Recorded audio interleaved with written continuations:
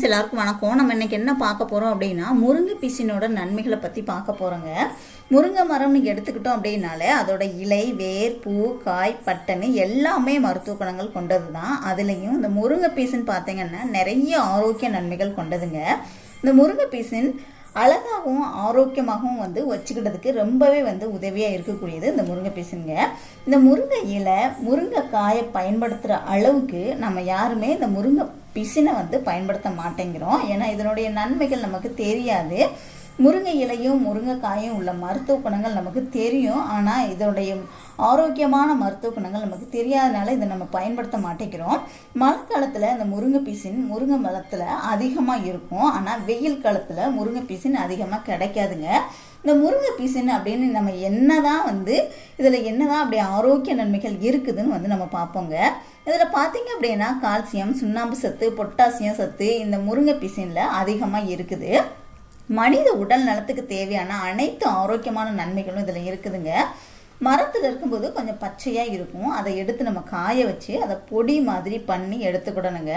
அதை 1 டம்ளர் பாலில் நல்லா கொதிக்க வச்சு பால் எடுத்துக்கோங்க, பசும்பால் எடுத்துக்கோங்க. இதை நல்லா அரைச்சி பொடி பண்ணி வச்சுக்கோங்க. காய வச்சு 1 டம்ளர் பாலில் 1 ஸ்பூன் அளவு குடிச்சு வந்தாலே போதுமானது. 1 ஸ்பூன் அளவு தான் நீங்கள் பயன்படுத்தணும், அதிகமாக பயன்படுத்தக்கூடாது. இதை டேஸ்ட்டுக்காக நாட்டு சக்கரை கலந்துக்கிடலாங்க. இந்த மாதிரி நீங்கள் தொடர்ந்து எடுத்துகிட்டு வரும்போது ஆண்களுக்கு ஆண்மை சக்தி பல மடங்கு அதிகரிக்குங்க. விரைப்புத்தன்மை பிரச்சனை நீங்கும்.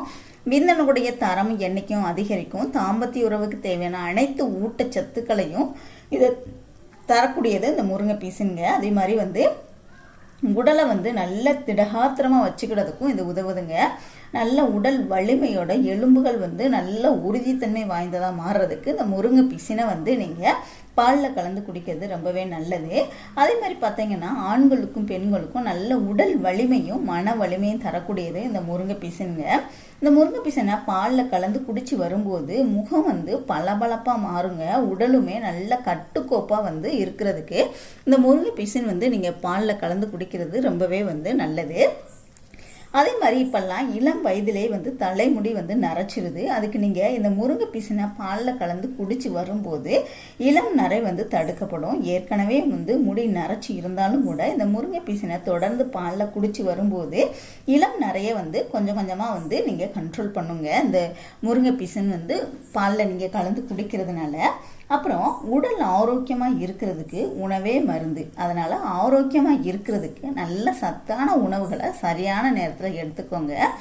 இப்போல்லாம் நமக்கு வேலைன்னு ஓடுறோமே தவிர கரெக்டான நேரத்தில் நம்ம சாப்பிட மாட்டேங்கிறோம். அதுவும் சத்தான சாப்பாடை, குறிப்பாக சத்தான சாப்பாடை சாப்பிட மாட்டேங்கிறோம். அதுதான் நமக்கு உடல் நல கோளாறுகள் வர்றதுக்கு, உடலில் பல பிரச்சனைகளை உண்டு பண்ணுது.